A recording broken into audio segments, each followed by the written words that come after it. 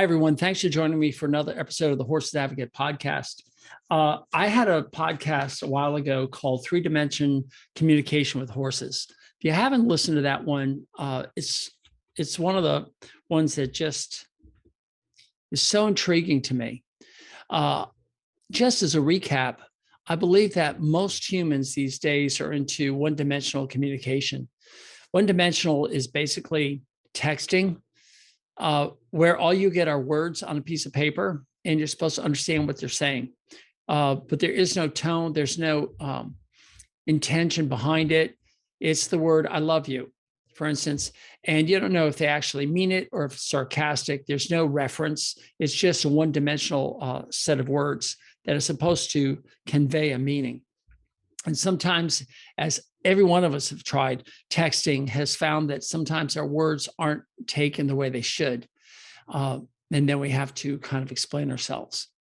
Two-dimensional communication is more like the phone or this recording that you're listening to, where you hear the words and you hear the tone that goes with it. It's like, "I love you," versus "I really, really love you." I mean, you see the difference? There's a tone, and intonation. There's something there. But again, you don't know if I'm being sarcastic as I say that, or if I'm being absolutely honest and with pain in my heart as I say it. So it's only two-dimensional. It's closer than just the words on a piece of paper. And of course, the third dimension is seeing me face to face, looking in my eyes, feeling the energy that comes off my body, smell the pheromones and the oxytocin and other hormones that are being released. That is part of the communication. It's how I present my body to you. It's how my eyes are looking at you. Everything that you communicate with is so all-encompassing, and words are just very minimal. Now, as you know, except for one horse, I think his name was Mr. Ed, we have yet to see a horse use the English language or any language, Spanish or Russian or French, or it doesn't matter. Portuguese, Chinese, there's so many languages out there that we as humans know, but horses don't use that. They don't communicate. They trumpet through their nose, and or sometimes they just do that low grunting sound. So yes, they make noises, but it's mostly facial expressions. And you can look at a horse and pretty much pick up on their energy, what they're thinking. I had a great horse this morning. First time I've ever seen the horse, first time for the owner. And she says, "Okay, I've got these two here that are easy to do, and that one over there is going to be difficult, and this one's going to be the toughest one of all. So you probably want to start with the easy ones, right?" And I said, "Oh no, give me the toughest one of all, because that one is going to set the tone for the rest of the crew." And what I've found is usually the hardest, meanest, most difficult horse in the barn, the ones that have been given away and are on the kill truck off to be slaughtered, they're usually smarter than the rest of the horses. They can communicate so well that they are just so frustrated with the humans who've shut down and are not even listening to them. They don't believe they have thoughts or feelings. And this three-dimensional communication is what I use every day to connect with these horses. So she went in to catch the horse. And of course, that took 5 minutes as we're trying to throw a lead rope over its neck and bring it in so we can at least get the halter on. And it's just like looking at me at the side of the eye and just saying, "Who the heck are you? You're a man, you're a vet. I don't like you already. This is not good." So I just take the horse, and immediately the horse, you can just feel his whole energy switch around and say, "Well, this is different." And as the owner of the horse is still saying, "This could be bad and everything," I basically shove her out of the stall and turn my back to the horse, so the horse has a chance to check out who I am. And the owner is off. She's never seen me work before. She's heard things. And so I just turned around and I said to the horse, basically without words, "I'm going to stick my hand in your mouth. I'm going to feel each tooth." And he let me do it. And then I went to the other side and he started to fight. And I said to the lady, well, now I'm on the left side of the horse, which is where everybody puts in bad medicines and nothing good ever happens on the left side. And so that's what's happening. But I'm asking the horse to tap into what he just experienced on the right. And he's saying, my teeth haven't been done in 3 years. They're sharp, they're bothering me. And this guy's going straight to the problem and understands it. So I felt it, his left side, and then I start working. And next thing you know, the horse never moved a muscle, allowed me to do all 26 techniques that I use to get the very back teeth, top and bottom. And the horse was so grateful afterwards. He was letting me rub his cheeks as he pressed his nose into my chest and just showed thanks and gratefulness. By the way, his eyes were huge, not huge in fear, but huge meaning that he has a very large brain. And when they're wide set and large, that means the brain is pretty big and is a good thinking brain, and was able to overcome all of his emotions. So with that, I'm going to start to do a book review on whole brain living by Jill Bolte Taylor. And it's what I started to talk about in 3-dimension communications with horses as podcast number 30. And what's so interesting about that is she is a neuroanatomist, someone who knows the brain inside and out so well that she actually taught the subject to students at Harvard Medical. So she's like at the top of the heap of people know what they're talking about. And through a stroke that she had one morning, she lost the left side of her brain. So the function of the left side of her brain. And she lost her ability to have language, to understand the concept of time or linear thinking. Linear thinking means that you put your pants on before you put your shoes on. If you don't have that concept, you'll put the shoes on still and then wonder why you can't get your pants over your shoes. That's the left brain thinking. And she describes all these parts. She basically divides the brain into 4 parts. She has the thinking part, and then she has the limbic system, which is the emotional part. And then she divides those into the left side and the right side. So there's left thinking, left limbic or emotional, right emotional and right thinking. And she also calls them character 1, 2, 3, and 4.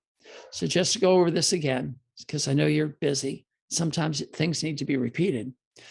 Character 1 is the left thinking brain. And I went over what the left thinking brain was in that podcast number 30. I've left for this one the left limbic or left emotional character 2, the right limbic or right emotional character 3, and I'll probably tie in the right thinking character 4, because those 3 work so harmoniously and all 4 interrelate that I wanted to get you started with the character 1 and then move into 2, 3, and 4. I might have to do another podcast to get through this because I don't want to lose you guys. This is so important. I use this every day, didn't know anything about it. I've been trying to use Florence Littauer's interpretation from her book, Personality Plus. That is an interpretation of Hippocrates that was way back in the early, 300, 400, 500 AD, or was it BC? Who knows? It's a long time ago, a couple of thousand years ago, where they said that our personalities come from the 4 basic body fluids. That's what he said. He said, you have choleric, sanguine, melancholy, and phlegmatic, which just means those are the 4 excretions of our body. Sanguine would be the blood, phlegmatic is the phlegm, melancholy is the black bile or your stool, and melancholy, sanguine, phlegmatic is phlegm, and choleric, that's the bile. So it was just kind of interesting that I've been using that forever. If you ever read my book, The 10 Irrefutable Laws of Horsemanship, which is free if you're a member of the Horses Advocate. Ooh, there's a plug. Please become a member of the Horses Advocate. And if you don't want to do that, at least pass these podcasts on. It's a great way to engage other people in learning about horses. But I've been going around. Sanguines are life of the party. The wind blows, a squirrel runs, and they are on it. They just tail goes up, and they're a lot of fun. They can be dangerous if you don't know how to control them, but they're all about having fun and being in the moment. You have the choleric, which is do it my way or get out of my way. Can't stand stupid people. They are dominant, dictatorial, demanding. Then you have the melancholy, who have to have everything in a list order. So we're going to leave the barn. We're going to go down the trail. We're going to turn right. We're going to go down the lake. We're going to go around the lake. We're going to come back. And he does that until all of a sudden the flock of birds take off, and that wasn't on your list. And so now he doesn't know how to handle it, and he just flies off the handle. And then you have the phlegmatic, which a lot of people mistakenly call bomb-proof, which they are basically up to a point where they're the type of, if they were a person, you'd say to them, hey, where do you want to go to lunch? And they say, I don't care. Well, what do you want to eat? I don't know, whatever. And they're not committal. They just want to feel safe and secure. As long as they feel safe and secure, they'll just do their job. But they're not going to go out of the way to raise a fuss. Unless, of course, you push these guys too far and then the bomb explodes. The horse that never did anything to anybody suddenly just bucks you off and stomps you into the ground. That's a phlegmatic. And that's the four that I've always talked about. But then Jill Bolte Taylor comes along with her whole brain living and says, I lost my left brain. And then over the 8 years that my mom helped retrain me from basically birth, a brain that wasn't functioning, back to learning language, learning math, learning the concept of time, learning analytical thinking, she was able to build back the left brain and watch it develop. And because she still had some knowledge, or she was able to put two and two together from stuff that she already had written down, she was able to understand where these parts of the brain were working. And I found it so fascinating because that was tying into Hippocrates, a couple of thousand years ago, that was saying is these four different body fluids. So I want to go over again what these things are and lay it out in a way that I don't care what your educational level is. Sometimes you just have to have a breakdown, a simple concept so you can grasp onto it, so you can build on it, so you can actually change something in your life that help you connect with your horse better. And that's what I'm going to do today. So I want you to understand that all brains of all animals have what they call a reptilian core. And these cores are found in reptiles. They have basically no emotion. They are basically driving forces for eating and reproduction, sleep, the basic things. They keep your heart beating, your lungs breathing. It's the things you don't have to think about, that require no thought in life, that drive you in a way that you don't understand, but you're hardwired. I think I'm hungry. I think I'll go eat, and I'll eat, and I'll eat, and I'll eat until I'm satiated. I want to mate. I want to find a mate. I'm going to go out and get that mate. That's all reptilian thinking. That's no different than a snake or a dinosaur or whatever else you can think of. These are basic functions in life. And then mammals started to come along. And what separates the brain anatomically of a mammal from a reptile is they started to lay down this limbic system. And the limbic system is all about emotions. And the emotions are there to ask the one question, am I safe? And the brain divided into left and right. This is something new. Nobody knew this until she lost her left brain. And she was able to understand that the left side of the limbic system, what we call character 2, or the left emotional side, basically looks at something and then compares it to something that has occurred in the past or is projecting into the future. That's that linear thinking, the past, present, future, and compares that and says, all right, I'm going to start moving either toward it or away from it. That's what the left limbic system does, character 2. That's where your fight or flight takes place in the horse.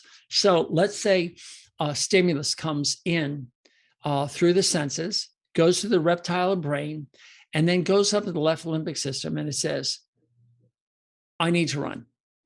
This is danger. I mean, I have seen this man come into a stall in the past, and I am out of here because men have mistreated me. And the horse is out of here, just like that horse this morning just said, no way. That's the left limbic emotional system, thinking of the past. As Robin Williams said, as in his rap in the movie called RV, where he stuck his hand up, palm facing you, and saying, talk to the hand. That's the horse having a story, talking to the hand. And that story is what's driving him, because the left limbic system is directly related to the motor cortex, and it starts the horse to move away. He's going away. Another thing would be, here's a strange man, but he's got a bucket. In that bucket might be some food. I'm hungry. Maybe I should stick my head in the bucket of the stranger because I want food. And so they're looking at the past. They're saying buckets make sense as far as food is in it. And there may be a future of more food in that bucket. Let me stick my nose in there, which they do. And of course, they find a couple of float blades, and then they go right back to, man, danger, and back they go. Now, what's really interesting is Robin Williams would flip his hand around from talk to the hand. He'd flip it around and say, call waiting. If you haven't seen the movie, you got to see it. RV, it's funny as heck.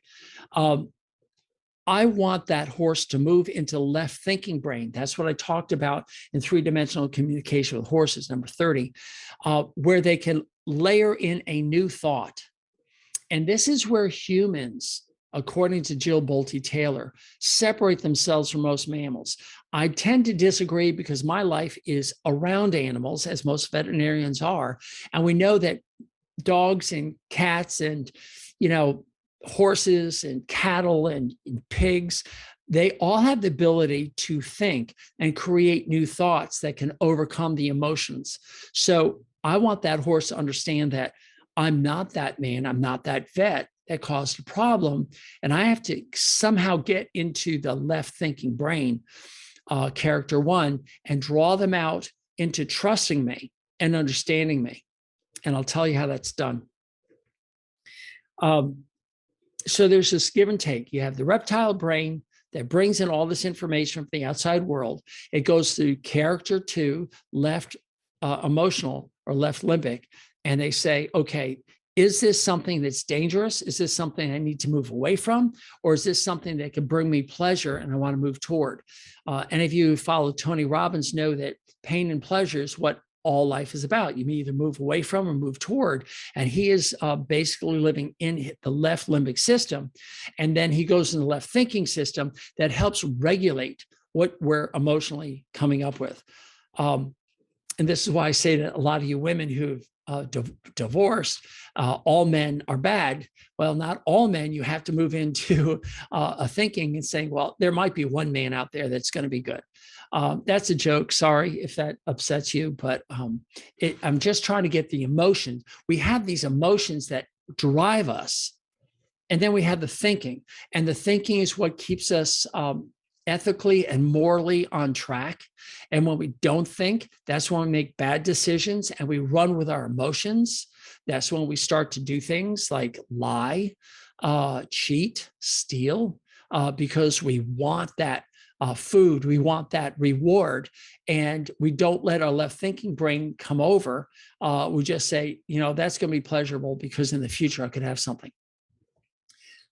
Now let's look at the right limbic system, or what she calls the right emotional or character 3. And this is what's so fascinating. Remember, she didn't lose the right half of her brain at all. The blood clot, the hemorrhage occurred in the left side of the brain and shut everything down, wiped it out. She had to rebuild it. The right side stayed normal. So in the right emotional center, and this again is something they didn't understand up until she had the stroke, but that is a point of emotion based on now, not in the past, not in the future, It's only in the now. So if I feel danger, if I feel attraction, if I feel anything that I've never felt before, that's coming from our right limbic system. That is being in the moment. My character 3 is basically saying, I need to run now. I don't know why, but I'm out of here. Or I don't know why, but I trust this person. I'm going to stick around and listen to him. And that's your right limbic system. You don't really have a thought. You don't have a way to say it. It's like if you listen to some music or see some art or you see a horse and you just say, wow, but you can't put it into words. That's your right limbic system working. And what's interesting is, according to Dr. Taylor, Jill Bolte Taylor, she believes that to get into the right emotional character 3, you have to just be in the moment. And the best way to be in the moment is to just be totally grateful. And I thought that was fascinating because anybody who listens to any self-improvement books or tapes or whatever, they will hear this over and over again. They'll say, be grateful, be grateful, be grateful. And, the whole thing about praying is to be grateful. The whole thing about meditation is to be grateful, to be in the moment.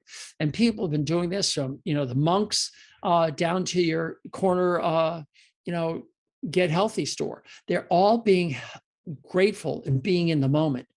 And what I find is in humans who are in this one-dimensional thinking, they are all left brain. They are all trying to analyze and coordinate and to be efficient and to bang things out. That's all on the left side. But on the right emotional side, they're totally ignoring that. So they'll go yak, yak, yak, yak, yak, yak, yak. And then all of a sudden, a horse will just look at them the wrong way and bam, they think it's danger. They don't understand because they're not in the moment. And because the horse is saying, hey, you're the one who's not in the moment. You're the one who's not appreciating me. You're the one who's not grateful. I'm out of here. Then the person's out and they're afraid. And so now they have more evidence in the left side of their brain that horses are dangerous, or this particular horse is dangerous, or this relationship's bad. And they build on that in this temporal framework of the past. And where's the future going to bring? Well, it's a chestnut mare, thoroughbred. Well, we've all heard that chestnut mare thoroughbreds are awful. Therefore, this one is. Now, that is how racism starts. That's how prejudice starts. That's how a separation of thinking of a community starts, by staying in your left hand and judging. But if you get in the right limbic system, where you're only in the now and you're totally grateful and you're connected with, I dare say this, I know you guys are going to think I'm nuts, you're connected with the universe. And what I mean by that, and Jill Bolte Taylor said it so beautifully, think about this.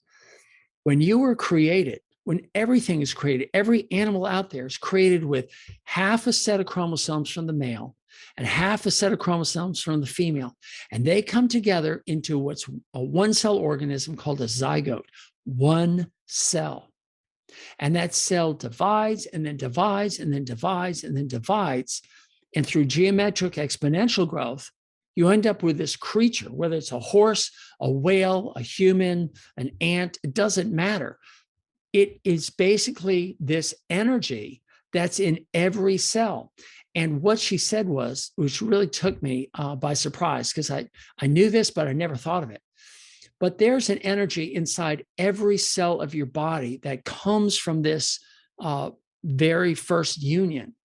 And that energy is transmitted. So every cell in the body has this energy.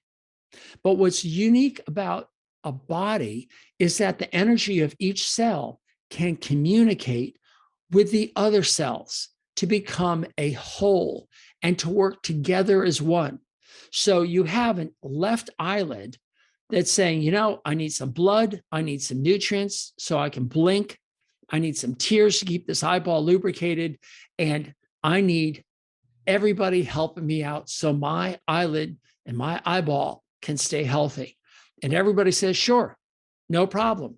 And by the way, can you spot some fruit up there that you can grab off a tree with your eyes so I can grab it and feed this body? And by the way, my stomach intestines, can you convert that over into some fuel that can run to my body that can create the energy? It's all connected. We're all working as a whole. Now, countless times people have said to me, Doc, I've seen you walk into a stall with a horse that has never allowed anybody to do what you're doing. And this horse just stands here and allows you to do it. The horse today did that. Basically couldn't be caught, all of a sudden became a friend and didn't want to see me go when I was done. Why? I didn't use any medication. I didn't use any frou-frou. I'm not, waving wands and putting oils out in the air and spritzers and everything. I just tune into that horse's right side in the moment, in this universal connection. And I say, I'm grateful. I'm grateful to be here. I'm grateful for the roads, for the machine that took me here. I'm grateful for the telephone that connected you with me. I'm grateful for the air I'm breathing. I'm grateful for the government that I've got that's allowing me to have free enterprise here. I'm grateful that I have this opportunity. I'm grateful to be in your barn. I'm grateful to be experiencing this with you and to help identify what's your problem. I'm grateful that I know how I can take these edges of sharp teeth away and create a mouth that feels better. I'm grateful for all of it. And I don't say these words, but I feel it. And I bring that into the stall. And the horse loves that three-dimensional communication because you can't get three-dimensional unless you've got integrity and honesty. The problem is most people have a story. Most people have, like Robin Williams, showing the hand up saying, talk to the hand. You have a story. And most horses don't want to hear that story. They don't want to hear about how good or bad you are, or what your relationship is with your spouse, or what's going on in your life, or what you feel about our government right now, or, about a pandemic. They don't want to hear any of that. They just want to know right now, are you honest? And most people have trouble just being honest. They all have an agenda. And whenever you have an agenda, you can't be honest. In other words, hey, I just want to be here. That's it. I'm grateful that I'm here. I'm grateful I've been given the opportunity to show a person that this can be done without medication and without a speculum. I'm grateful for the opportunity to work on you. And does it work on every horse? No. It works on about 95% of them, literally 97%. 3% say, look, I'm in too much pain, doc. The pain is too excruciating. Give me some pain medication. So I give 3 out of 100 horses, I give pain medication, and then we can communicate. There's lots of reasons why people can't talk to you. You go up to somebody and say, hey, how you doing? And they say, I hate morning people. I hate people who've had coffee before I've had coffee. I just don't want to talk to you. We've all had that. And so, you have to back off and understand who you're talking to. So here's a horse that's scared. Here's a horse that's confident. Here's a horse that loves you. Here's a horse that could care less. Here's a horse that just wants to know the game plan. What are you doing here? What's the order of go? Hey, you're working on my right side. You didn't say you were going to my left side. I'm going to give you some problems with that. So you have to be listening as well as talking. And most people don't know how to listen. They only know how to talk. They talk, they have an agenda. I'm here to do this. I'm going to do that. And the horse says, hey, look, I've got some thoughts and feelings here too. Would you like to hear them? And all you have to do is say yes. That's all you have to do. Yes, I'd like to hear what you have to say. And then with your confidence, you can say, this is what I want to do. Can we give it a try? They'll say, well, okay. And I use a lot of tricks. I've got a lot of tricks. Mostly their touch. They can be, I'll take the float blade and I'll press it to my lips. And then I'll bring it over to their nose and press it to their lips. And sometimes they'll say, hell no. And the nose goes straight up in the air. So I bring it back to my lips. I bring it back. And finally, they can bring their focus in and they're seeing me touch it. I don't know what that means to a horse, but I know this. If I'm touching my lips and then I touch their lips, they're more accepting. If I just take it and try and touch to their lips, they're like saying, no, that's a stick. I'm going to be beaten. This is no good. But if I touch to my lips and I touch to theirs, I'm trying to create trust. I'm trying to say to them, look, I know that you're nervous. I know that men and vets have been bad to you. I get that. But I'm going to try doing this. And I just stay in that grateful moment. And there are days, don't get me wrong, there are days where I need to walk away, where I've lost that ability to be grateful. If I do 20, 30 days in a row of work, there's times where I need my downtime and I can feel it. And I have to physically pull myself aside and say, look, you got one more day of work. You need to stay in the moment. And I'll catch myself. The problem is, or the difference is, I can recognize that in myself. And most people can't, because they're all too busy in one-dimensional or two-dimensional communication. They don't understand it. In three-dimensional communication, it is way more effective and yet way more efficient. And with efficient communication, it can go bad in a hurry. And you have to check yourself. And so many people I know who try to connect with a horse, they'll say to me, Doc, you're amazing how you connect with these horses. I don't get it. And what can you do? And I said, well, go out and get a full-length mirror and put it up on the wall. And when you're having problems with a horse, go away and stand in front of the mirror and look at yourself, because you're the problem. Now, people don't like to hear that. I get it. But that's what it is. You're projecting something. And I've seen people walk in with this huge bundle of energy that I call negative, and it just pushes the horse away. And they get mad at the horse. The horse is like freaking out, but they get the halter on because, they're stuck there. They know the owner. The owner gives me the lead rope and I kick the owner out. She's standing outside, or he, and the horse is like, oh my God, please protect her from me. Please protect me from her. I got that backwards. Please protect me from her. Her energy sends me off the deep end. And I say, I'm not even looking at the horse. I'm like, yeah, I know what you mean. I can feel it too. And the horse immediately bonds with somebody that's resonating well. And that's resonating in the here and now. They're not talking about the past or the future. The horse has never met me before. I'm in the right limbic, right emotional center, the character 3, and I'm allowing that to happen. And then finally, I move into the character 4, which is the right thinking brain, which is only about the now. It is what we had at birth that through experiences, the left brain has overcome. There is a conduit that goes from the left side of the brain straight across to the right side. And those fibers go both ways. But unfortunately, in time, the left to right overcomes the right to the left. And they've been able to prove this in science. And I forgot what that conduit is called. I just can't think of it right at this moment. But that passageway becomes overwhelming. So the left thinking brain is trying to regulate the left thinking, the left emotional, the right emotional, and basically shuts down the right thinking brain. So we are not allowed to be in the moment. And these monks are trying to find, peace by getting into the right brain and getting that two-way communication to go backwards from the right side to the left, to say to the left brain, look, just stop for a second. Stop analyzing, stop thinking, stop making these false claims.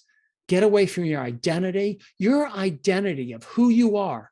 I am Geoff Tucker. I am Doc T. I am a veterinarian. I am a husband. I am a father. I am the owner of this podcast. All these things are residing in the left emotional character 2 section of my brain. And when I walk into a stall, I get rid of all that. I go into the right character, the right character 3, the right emotional brain. And I say to myself, I am here to help the horse. And that's actually getting into the right thinking brain. The right thinking brain has this altruistic feeling that I want to connect with the universe. I want to connect with the sky, to the stars in the distance, to the tiny microbes microscopic. It's all connected. And I just go there. And when I'm in that right thinking brain, everything else melts away. I don't feel my feet. I don't feel the temperature. I don't feel anything. I stay there. And the horse recognizes that because your integrity comes from that side. You're not trying to impose a bias, an agenda, or anything else. You're not trying to lie. You cannot lie in the right side of your brain. It is who you are, and it's how you're connected. Now, I know this sounds really crazy to a lot of people. You're listening to this and say, Doc, you're off the deep end. But yet, after 75,000 floats, I'm going out connecting to horses I've never seen before and performing what people think is magic and what I call three-dimensional communication. That's all it is. So get out of your texts, get out of your two-way communication, your emails, get out of your telephone calls, start communicating with people. I can't tell you how many people I've gone up to with my wife or, Melissa in tow, and I just started a conversation with a complete stranger. They say, how can you do that? Well, because I'm not my left side. I'm not saying who I am. I could care less about who I am. I care more about who they are. I say, how are you? I'll give you a great example. This is a true story. If I said it before, I apologize. But for those of you who are hearing for the first time, true story. I'm in Long Island, Syosset. I'm at the BP station getting gasoline in my rental car. I'm in the driver's seat, pulled in. Melissa's there. She's doing paperwork. I said, let me start pumping, and I'm going to go inside and get some snacks. I'll be right out. I walk in, grab a couple of things for her and me, and I go to the guy behind the counter at the 7-Eleven. I swear this is a true story. And I said to him, where are you from? Because it was obviously he's from India or Pakistan or someplace like that. And his name was a name I couldn't pronounce. And I said, is that Pashkashi or something like that? He pronounced his name for me. I said, where are you from? He says, India. I said, okay, you're from India. Do you know they have the longest lived democracy of all the countries in the world? They've had democracy longer than America. His eyes widened. He says, yes, this is true. I said, welcome to America. This is amazing. I'm so grateful that you came over here and you've got the store here. Seriously, that's what I said to him. I said, but you have so much to give to us as far as democracy and learning about how democracies work. I think it's just fantastic. And welcome to America. And that was it. I mean, it wasn't even 30 seconds conversation. He's scanning my stuff. I give him the money, but that's what I said. So I left and I go out to the car and I'm getting in, and Melissa says to me, uh-oh, what'd you do? I'm like, what do you mean? And we look up, and that man is running from, not like a sprinter, but he's jogging from the store out to my car. And I have no worries. I just roll the window down. I knew I'd done nothing wrong. He comes out and he sticks his face in the window right next to my face. And he says, I want to thank you so much for having that conversation with me. You have made my day. You have made my life. Thank you. Swear to goodness. True story. Pull Melissa over anytime and ask her. She was there. And that's just what I do with horses. I engage the horse, ask about them, and I get them into their emotion, their ego, their identity. I identify with it. That brings them safety. They now can sense that I'm coming from the here and now, that I'm not a threat, that I'm not got an agenda. And now we've started a three-dimensional communication where we're using all four quadrants of our brain. And that's what three-dimensional communication is all about. You have to get into that right side, be grateful, be honest, don't have an agenda, and just talk. Use English if the horse is from an English-speaking country. If it's not, I always say, good, brave to these horses from the Netherlands or from Germany, or très bien from France, or dostavanya, whatever that means. If they're from Russian, they don't care. They just say, wow, that's a word I understand. And they immediately prick their ears forward. I'll never forget the horse that was being lunged for me doing a pre-purchase exam.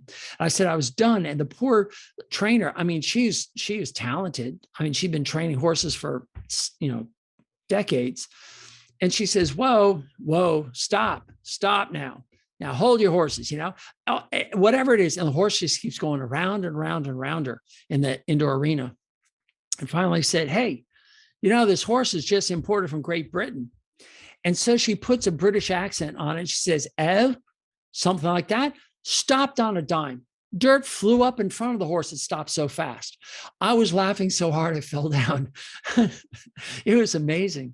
But to connect with a horse, they just want to be heard. They want to feel safe. And the only way you can make a horse feel safe is to connect to them in the present, in the now.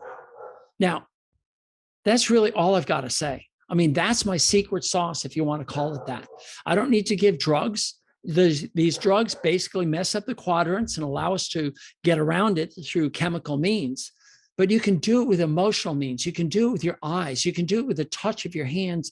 And you can do it all by being grateful. And by the way, this works on spouses. Little known secret, right? It works on children. It works on parents. It works on your boss. It works on everybody. Just be honest. Come from your heart, they say. Your heart is located in your right emotional center and your right thinking center. It's in the connection with everything in the universe, that force that goes through all of us.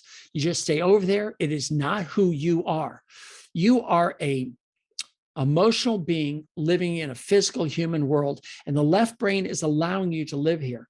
But when Jill Bolte Taylor lost the left side of her brain, she was in her shower when it happened. And when it happened, she no longer understood where the end of her fingers were and where the beginning of the stall of the shower was. It all just blended together. There's no identity of who she was. It's the left brain that brings us together and creates who we are and who we think we are.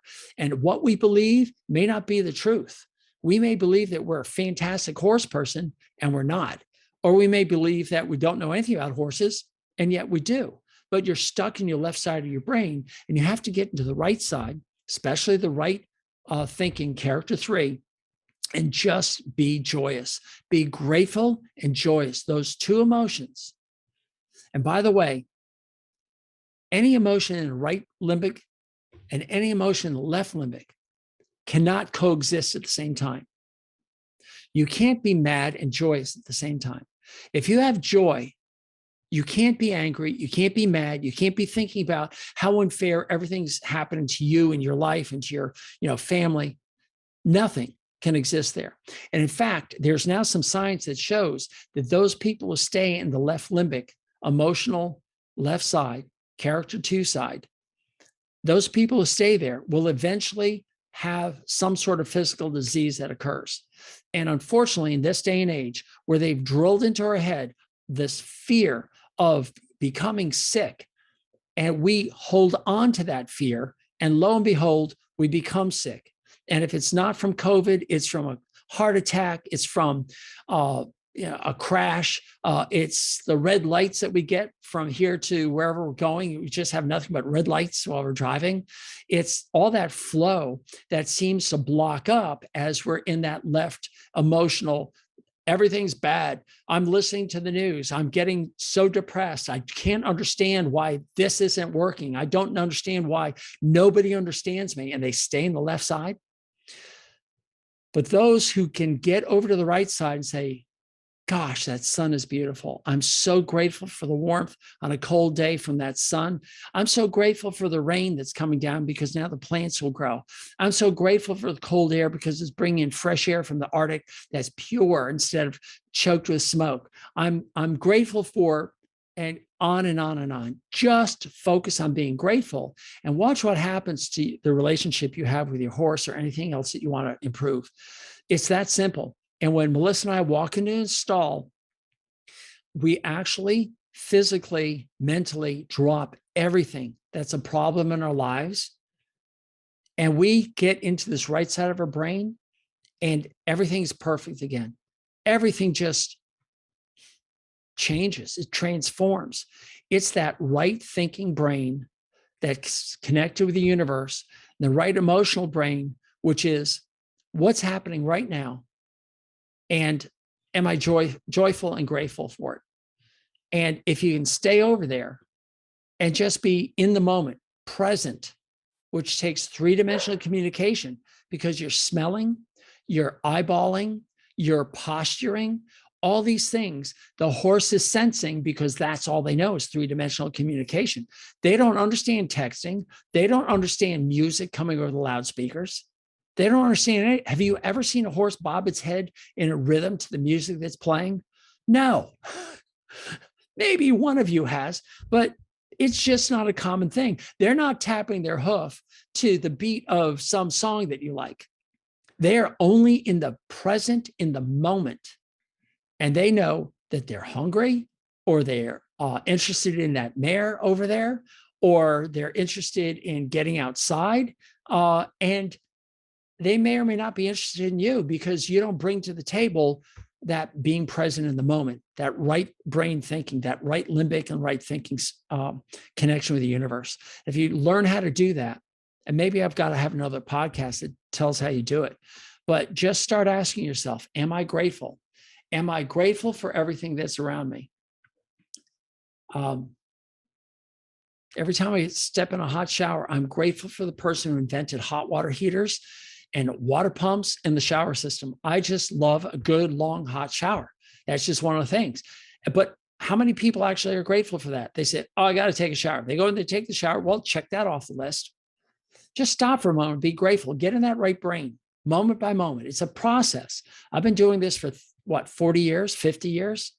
It's taken me a long time to really, really understand it. And I'm trying to put it into words. And thankfully, Jill Bolte Taylor came along. Sorry she had that brain hemorrhage and that she lost her right brain. She lost everything and had to build it back up. But she decided she'd take what she learned and bring it to people like me so I can turn around and bring it to you, so you can help horses thrive in a human world. And that's what we do here at the Horses Advocate Podcast. We give you some ideas, things to think about, things that don't make sense, you've never heard of, but they're fresh. There's something different. It's not the same, whatever you call it, exclamation point of what you hear in the agenda-driven magazines or other podcasts that have all these, buy this, feed that. You can't be a good horseman unless you buy this thing. That's not here. This is all about free flow of information, ideas, getting it back and forth. And I so much appreciate you being here. I am grateful for you guys being here. And I would also be grateful for each and every one of you that turns around and shares this with somebody and say, hey, this guy's a whack job, but you got to listen to him. And try to get this word out. Being a horseman is no different than being a good human. And in this day and age where we've gotten away from it all, it's time to go back. I don't live in the past. I love technology. I freaking drive a Tesla, for goodness sakes. You can't get more, geeky than that. I have podcasts. I have the latest and greatest Mac equipment. All this stuff. I love technology. But I also know that we're living beings, both horses and us. And to connect on that level, you have to honor the millions of years that have occurred that have gotten us to this point. Use your technology to get the message out, but the message is still very old. So I hope you've enjoyed this. I've enjoyed doing it. Time flies. We're at 50 minutes. And I need to touch on this more and more. But this is where horsemanship is at. It's all about connecting, getting rid of your thoughts of time, the past, of the future, and start living in the moment. You can't be afraid if you're in the moment. You just can't be. Yes, you can be afraid. I mean, that's the whole thing. When I turn around and I see a man with a machete coming at me, I'm not doing a lot of thinking. I'm running. That's your right limbic system too. That is a flight. There's no doubt about it. But it's also where honesty is. That man really wants to kill me. So, okay. But if I get somebody who's really honest, communicating with me, that's where I can be. And just as a caution, humans are very good at using their left thinking brain to override the right limbic system. So it appears that they're honest. It appears they have integrity, but they're bad people. And you have to differentiate between that. But what's really nice is almost all the horses don't do that. Most horses, there are a few felons out there, but most horses are honest in their thinking. And if you become honest, they'll become honest, and you can make great relationships, and enjoy your horses again. So maybe this won't work on all the humans, but it'll help with those that mean something to you. And it'll mean something to your horses. All right, this is Doc T. I'm going to sign off now.